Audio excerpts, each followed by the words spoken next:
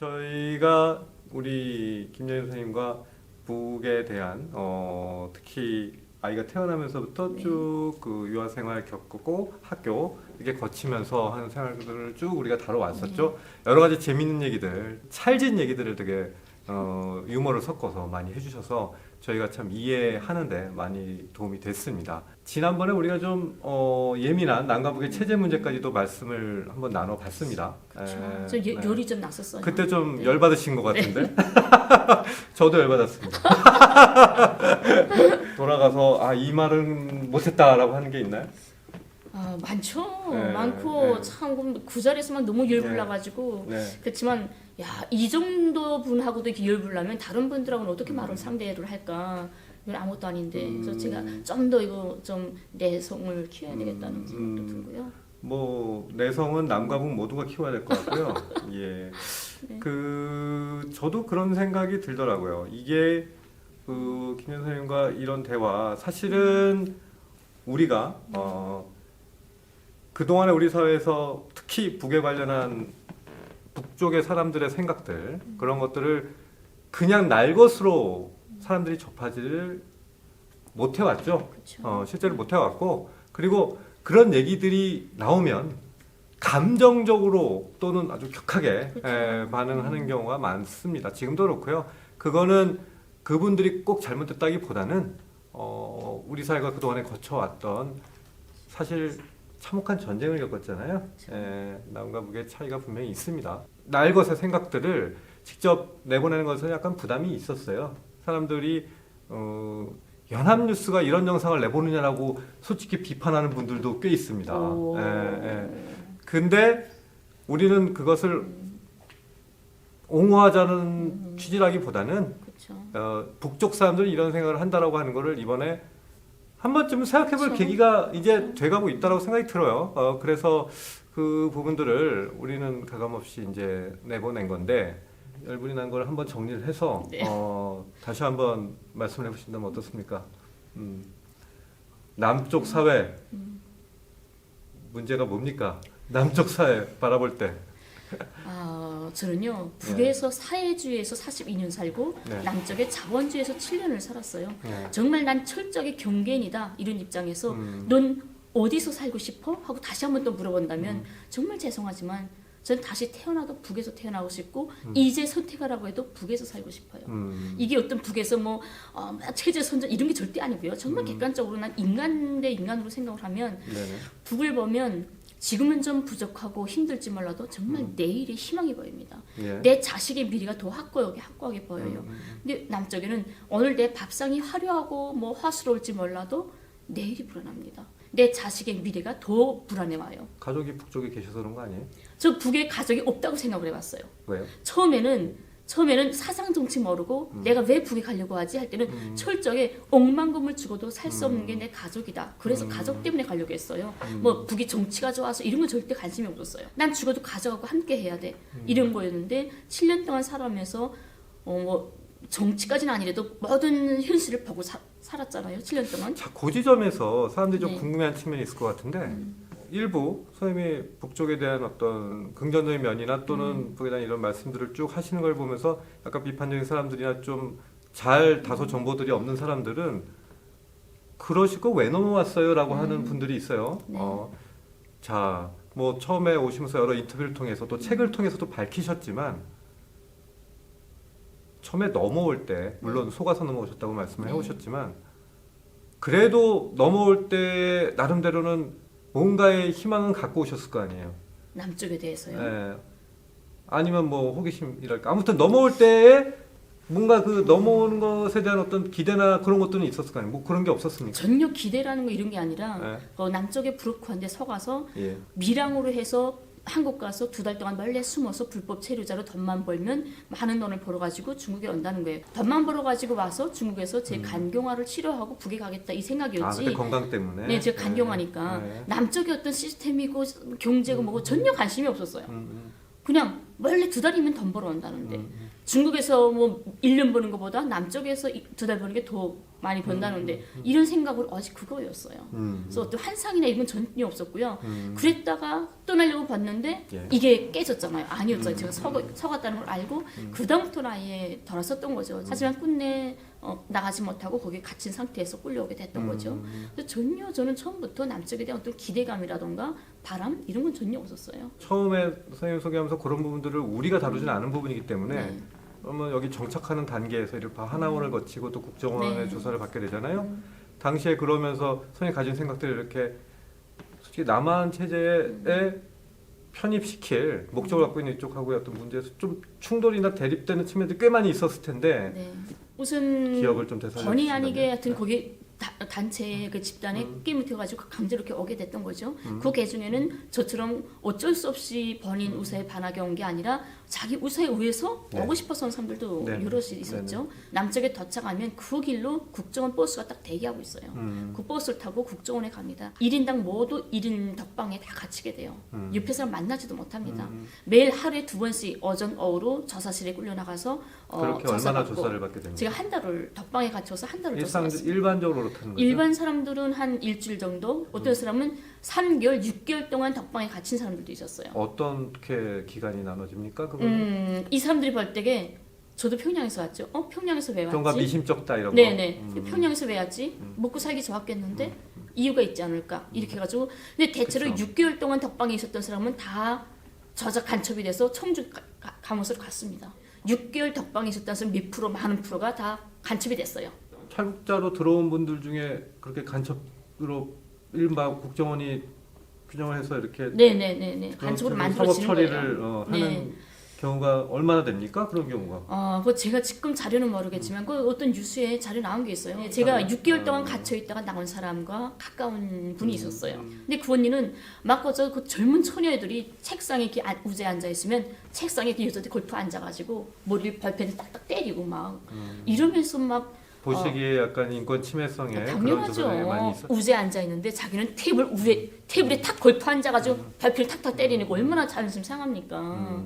이게 무슨 우리가 거지들이 앉아 있는 거예요. 그러니까 이 사람들이 볼 때게 북쪽 탈북자들은 인간 대 인간이 아니었던 거예요. 어제 그저 이 사람들 하나라도 간첩을 만들어야만 이 체제 선전용에 씌우는 거잖아요. 국정원이 전제해야 할 이유가 있는 거예요. 네, 잠시만요. 그런데 그렇게 보실 수 있는 대목이 존재하지만 네. 또 남측 사람들이 보기엔 어떻게든 우리 체제를 지키기 위해서 이른바 간첩으로 들어오는 분들은 걸러내야 되는 또 필요성은 또 있는 거니까 네. 아무튼 인권 침해의 소지는 다소 있긴 있어 보이네요. 그 말씀 자체만으로 보면 당연하죠. 예, 뭐 그런 부분이 실제로 존재할 수 있다. 그런 걸 목격했다라고 하는 말씀 정도로 그 부분은 좀 근데 예. 저도 덕방에 있다가 한 번은 기절했어요.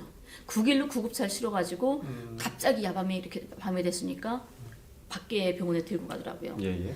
갔는데 응급실에 3일을 입원해 있었어요. 근데 제가 중국에 있을 때는 간 복수가 조금 많이 있었어요. 근데 국정원에서 막 조사받고 하면서 내가 간 복수가 왔다는 거를 깜빡 잊어먹고 있었던 거예요. 너무 힘들고 막 신경 쓰니까 나 지금 아픈 환자인데 이런 생각을 못 했던 거죠. 3일 됐는데 국정원에서 계속 지키고 있었어요. 응급실에도. 그러니까 이 사람 빨리 닌게 빼라고 데리고 나가겠다고 그래요. 그러니까 과장님이 지금 배 복수가 있는데 어떻게 나가냐 못 나간다 하니까 당장 닌겔 빼라 그 자리에서 국정원으로 다시 끌고 들어왔어요. 조사를 받는 과정은 또 결코 쉽지는 않았다라고 하는 인간적 그렇죠. 경험을 말씀하고 얼마나 계시고요. 스트레스 받으면 예. 아무튼 나와서 네. 이제 우리 사회에 그러면 적응을 하시게 된 건데 그쵸. 예. 처음에 좀 막막하셨을 것 같아요. 처음에 나오면 그 덤이라고 해가지고 각 지역에 네. 덤이 한 명씩이 붙어서 며칠을 케어를 해줘요. 네. 첫날에 집이 나오니까 아무것도 없는 집, 빈집이잖아요. 어디서 대구? 처음에 경산이었어요. 경산. 네. 근데 아파트에 올라갔는데 이거 이제 너 살아야 될 집이다 올라갔는데 아무것도 없잖아. 숟가락 꽁대 한 나무, 라면 공다리 한 나무 아무것도 없죠. 대체로 탈북자들이 그거는 첫날 탈북자들 저녁은 대상으로 지원되는 약간 페이버를 주는 아파트인가요? 그게 아니라 LH라고 예. 일반 그렇죠. 서민들한테 예, 주는 예. 월세집이죠. 임대 기초생활수급자니까 아파트. 예, 예. 기초생활수급자를 해가지고 주는 가보니까 거죠. 달랑 숟가락 하나만 있었다. 숟가락도 없죠. 아무것도 없어요. 빈집이죠. 보통의 탈북자들 참 여기서 정착하기가 쉽지 않은데 직업 교육이나 뭐 그래서 보통 직업들은 어떻게? 저는 나오자마자 이렇게 교차로에 뭐 신문을 뜯어봤어요. 네네. 버스 정류장 같은 데 가면 신문들 다 있죠. 그래서 신문 보고 계속 직업 찾고 하다가 나와서 한 6개월 동안은 기초생활 수급금을 줍니다. 한 달에 43만 원 해가지고 기초생활 수급 주기 때문에 나오자마자 저는 6개월 동안을 대구에 있는 패션 디자인 전문학교를 다녔어요. 제가 그 분야이기 때문에. 그리고 저는 6개월만 참아다 난 가야 된다. 오직 이 한 가지 생각이잖아요. 정착할 생각도 없었고 뭐 일자리 찾을 생각도 없었고 오직 그래서 학교 6개월 다니다가 시간 된다 6개월 된 다음에 예. 요건을 신청했죠.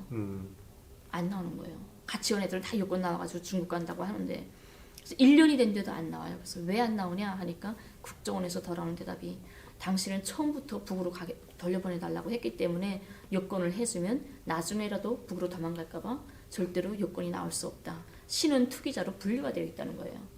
그때로부터 지금까지 7년 동안 끝내 요건을 안 해줬습니다. 근데 정부가 바뀌니까 좀 이렇게 좀 달라졌네 했던 게 드디어 7년 만에 요건이 나온 거예요. 네. 와 하나 빨리 정리하고 옆에 사람들 검한 분들 인사하고 가야 되겠다 생각했더니 일주일 만에 저희 집에 출국금지 명령서가 떨어졌어요.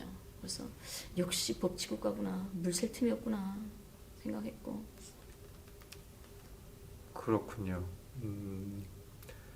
뭐 그 부분은 선 입장에서 그런 문제들 충분히 제기하실 수 있는 부분이 있다고 생각합니다. 동시에 이쪽 사회 내에서 뭐 아까도 말씀을 드렸지만 이른바 탈북자라고 해서 또 관리하는 시스템이라고 하는 게 존재를 하고요.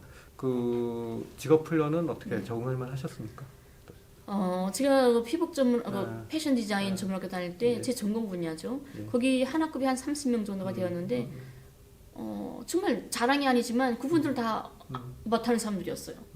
제가 선생님이 교육 강의하고 나가시면 짬 시간마다 학생들이 뭐도 나한테 달라붙어가지고 이거 물어보고 해서 어쩔 수 없이 선생님이 가르치는 게 좀 약간 그렇죠. 성이 그게 안 더 찼군요. 약하죠. 더 약하죠. 그래서 네. 짬 시간에 제가 나가서 칠판에다가 제가 교육을 하곤 했어요. 음. 수업할 때 선생님이 이렇게 말한 거는 여러 것보다 이렇게 하면 더 좋다. 나는 실제 현실에서 배웠던 노하우가 있으니까 이건 이렇게 하는 게 더 좋겠다. 이런 걸 다 배워주고 그랬거든요. 그래서 6개월 졸업하면서 국가 기술 시험 졸업하실 게 뭐 있나? 아, 자격증이 필요한가? 자격증을 하도 내가 했다는 어떤 기쁨이 있어야 되잖아요. 실기에서는 제가 문제 없고 눈 감고도 할 수 있겠지만 이론적으로 딸리잖아요. 말이 표현이 엄청 다릅니다. 그러니까. 제가 플러스나 마이너스 이게 뭔 말인지 몰랐어요. 저번에 말씀하셨죠. 네. 플러스가 뭐야? 마이너스가 뭐야? 막 그래가지고 뭐 블랙, 뭐 하이트 이런 것도 모르겠고 플러스 미누스 이랬다고? 플러스, 미누스. 플러스 미누스. 예. 네. 북에서는 그렇게 부른답니다. 네, 그러니까 이거 말이 통하지 않으니까 지금 막 힘들어하니까 선생님이 네. 그냥 부담 갖지 말고 한번 해보는 식으로 해라. 첫 번째 절대 안 된다. 일반 사람들도 첫 번째 힘든데 이렇게 된 거예요. 또 다시 실기 시험을 쳤는데 실기 시험에서 제가 N 1등으로 제일 먼저 하고 정말 아니 뭐 그 정도로. 그치, 요 정도는 뭐 해보셨는데. 눈 감고 하죠. 예. 자격증 따신 다음에 그러면은 어떻게 직업을 한번 해보셨나요? 갈 수가 없었어요. 직장을 나갈 수가 없었어요. 저 같은 사람이 뭐했습니까? 직장 나가기가 우선 경산이나 대구 같은데 네. 이런 패션 디자인 무슨 이런 회사가 별로 없어요. 음. 이런 걸 하려면 대체로 경기도나 서울이나 서울로 가죠. 특히 예. 동대문으로 가셔야 되는데. 네네네 맞죠. 생각 안 해보셨어요? 그런 제가 어떻게 합니까 그걸? 어. 제가 그 동대문이 뭔지 뭐가 뭔지를 어떻게 알아요? 아니 뭐 주변에 사람들인데 좀 물어보셔가지고. 주변에 어떤 사람들이 있어요? 저한테 경찰밖에 없는데 내 주위에는 얘기를 하거나 이렇게 나눌 수 있는 분들이. 단 한 명도 없는 거예요. 아직 제 주위에 경찰밖에 없어요. 뭐 술 한 잔 먹고 밥 한 번 먹을래도 경찰하고 멍에 앉아서 이야기를 해야지 아는 사람이 한 명도 없었어요. 누구한테 물어볼 때도 없고. 그래서 어제 제가 조금 아는 사람이 있고 했었으면 그 4년 동안 그렇게 힘들게 혼자 그러지 않고 이 땅에도 정말 평화 통일을 원하고 북을 형제로 생각하고 내가 가족에게 돌아가기를 원하는 사람들이 있을 수도 있다는 거를 생각했을 것 같아요. 근데 4년 동안 전혀 몰랐거든요. 예, 그래서 항상 내가 울타리를 닫고 거리를 안 주고 이렇게 살았는데 그러니까 내가 어디 가야 되는지도 모르겠고 아무리 신문을 뒤집어도 없는 거예요. 대구 경북에는 내가 패션 디자인으로 나갈 데가 없는 거예요. 자 오신 다음에 4년은 그렇게 짧게 듣기에도 좀 답답한 시간이었겠네요. 그래서 그 전문 분야에 못 가고 재활용 회사라는 게 있어요. 영천에 경산에서 가까운데 영천에 이게 PVC 같은 거 이런 관 있죠, 비닐관. 네. 그걸 기계다 쫙 요면 막 잘게 분쇄해가지고 다시 뭐 만드는 이런 게 있는데 그게 일단이었어요. 너무 힘든 일이라서 거기 우리 6명인가 노동자가 있었는데 저 혼자 우리나라 말 쓰는 사람이고 나머지가 멍땅 외국인이었어요. 카자흐스탄 베트남 무슨 뭐 어디 멍땅 외국 사람이었고 유일하게 유일하게 저 우리 하시군요. 민족은 저 네. 하나였고 사장이 우리 그 남쪽 사람이니까 말이 통했고 그런 데서 일을 했죠. 이 힘드니까 남쪽 사람은 안 오더라고요. 그래서 우리 아침 8시부터 그 일을 얼마나 하셨어요? 한 3년 정도? 2년 3년 정도 했죠. 많이 힘드셨을 것 같네요. 그 부분 특히나 제가 그때 이런 말이 통하지 생각했어요. 않는. 와, 내가 북에서 지금처럼만 일을 했으면 아마 이중노령용 됐을 거다. 너무 빡시고 아침에 8시부터 저녁 10시까지 어떤 때는 12시, 새벽 2시까지 일할 때도 있었어요. 절대 힘들지 않았어요. 와, 순간순간 던이 차리잖아요. 더블. 그래서 야, 이건 자연히 저도 모르게 아니라고 해도 저도 모르게 던의 예속이 되고 던의 너해가 되겠구나 하는 생각이 들더라고요. 그러면서 난 혼자인데 이렇게 사는데 가정 살림하는 사람들은 이렇게 되면 이제 새벽에 가서 어떻게 남편하고 애들은 어떻게 살림을 하지? 그렇습니다. 예. 이게 정말 예. 와 현실이 와닿더라고요. 자본주의는 참 이거 가정이고 뭐고 이게 정말 힘들겠다. 자, 3년 동안 이렇게 고생을 하셨는데 그 이후로 좀 삶이 달라지게 된 계기가 좀 있나요? 거기서 3년 동안 하시고 그럼 그 일을 그만두신 거잖아요? 그만두고 싶어서 그만둔 건 아니었어요. 예. 그 하도 경찰들이 찾아오고 또 거기 있을 때 제가 뉴스가 나왔어요. 2015년도에 7월인가 뉴스가 나가고 뉴욕타임스, CNN 막 매신 나가고 하면서 사장님이 불편해하시더라고요. 기자들 찾아오고 경찰들 막 찾아오고 하니까 그때 어떤 뉴스들이 나온 거죠? 맨 처음에 한겨레에 내조국은 조선민주주의인공화국 그다음에 뉴스타파에 그렇게 그냥 지내신 건데 그러니까 그분들이 찾아와서 인터뷰를 하신 건가요? 아니면은 그 뜻을 어떻게 알릴 만한 다른 제가 감옥을 갔었잖아요. 음, 감옥 갔는데 감옥 갔을 때 그 인터넷에 뭐 완전 위장 간첩, 뭐 탈북 간첩, 뭐 이런 막 뉴스가 나갔다고 하더라고요. 저 감옥에 있을 때니까 몰랐는데 그래서 그걸 알고 장경호 변호사님이 알았던 거죠. 이거 이상한 간첩이다. 탈북자가 간첩되면 나 이상하다 해가지고 제가 출소해서 나왔는데 그 나오자마자 제가 간이 나쁘니까 군날로 병원에 입원을 했었어요. 예. 입원했는데 밤에 군날로 지금 현재 MBC 사장으로 가신 최승호 PD님하고 장혁 변호사님 두 분이 찾아온 거예요. 그래서 막 난생 처음인데 카메라 막 들이대고 이렇게 들어오더라고요. 너무 무서워가지고 치우라고 이게 뭐 하는 거라고 막 이랬는데 다시 연락을 하면서 그분들이 어떤 사람인지 믿을 수 있는지 모르잖아요, 제가. 그래서 인터넷 뒤져보니까 그래도 뭔가 탈북자들의 어떤 인권을 위해서 뭐 많이 노력을 하시더라고요. 그래서 믿을만 하겠다 해서 그분들하고 다시 연락이 돼가지고 취재를 해서 나오게 됐던 거죠. 뉴스타파에 나를 북으로 보내줘. 한겨레. 한 달 만에 기자회견하면서 드디어 뉴욕타임스, CNN 외신들이 쫙 나갔어요. 코미디 같은 사건으로 해가지고 막 나갔는데. 자, 그때 그 간첩 사건을 이렇게 나왔던 네. 그럼 저는 어떤 간첩이라는 구체적으로 조사를 받으셨던 거예요? 당연하죠. 사건의 경위가 어떻게 된 겁니까? 간단하게 좀 소개를 좀. 제가 처음에 왔을 때 네. 국정원이 일권을 안 해주잖아요. 네네. 보내주지도 않고 해서 사람은 어디 가나 나쁜 짓을 제일 먼저 배우는 것 같아요. 제일 먼저 했던 게 중국에서 올 때 밀양으로 간다는 걸 알았기 때문에 밀양으로 나갈 수 있겠구나 생각을 했어요.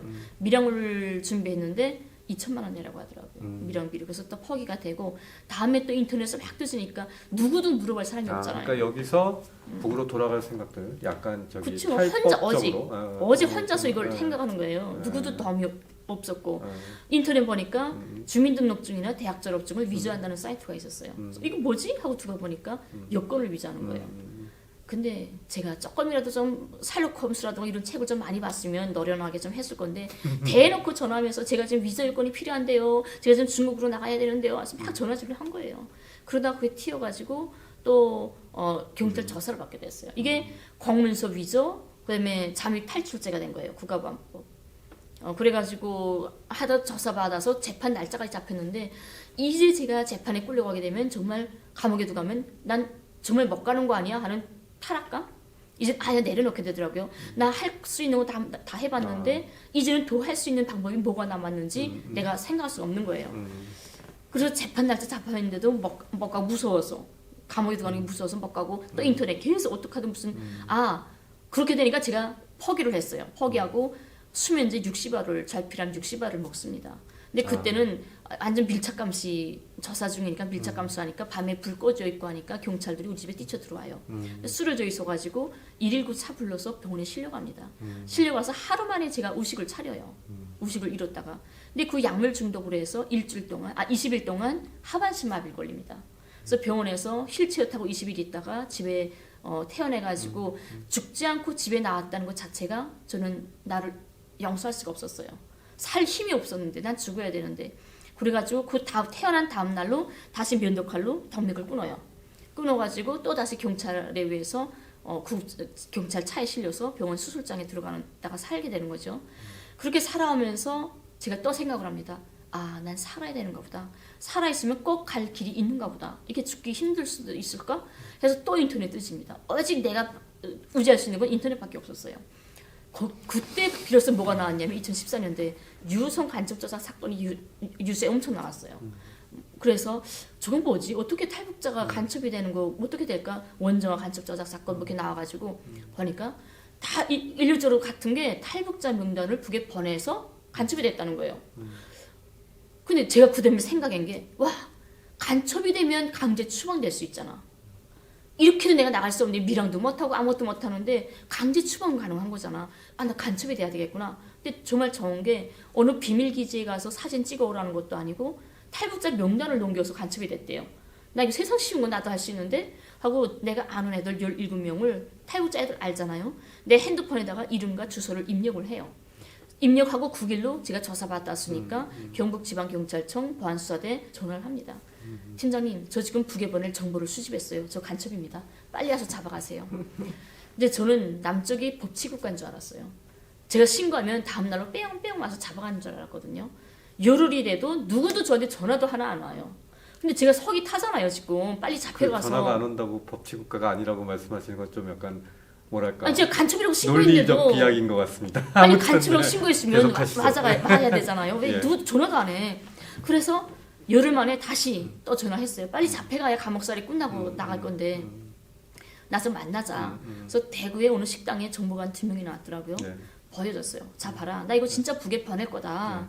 하니까 국에 증거가 돼가지고 드디어 체포가 됩니다. 제가 체포가 됐는데 조사받으면서 검찰서에 가서 잡혀가지고 하면서도 야, 간첩 이렇게 쉬운 거였구나 하고 검사님한테 검사님, 여기 나라는 나 살인자입니다 하게 되면 살인자로 법정에 설 수 있나요?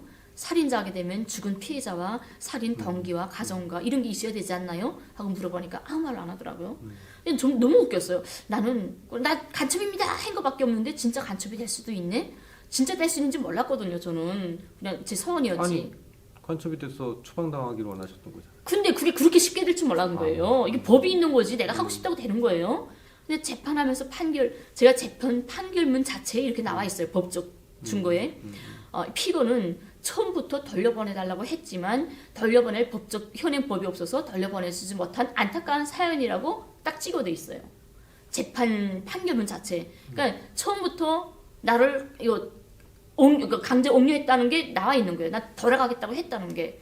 그리고 집행유예로 나오게 돼요. 집행 나오는데 국선 변호사였는데 변호사가 저한테 이런 말합니다. 연희 씨, 세계적으로 간첩이 집행유예 나오는 사람은 김연희 씨밖에 없을 거예요.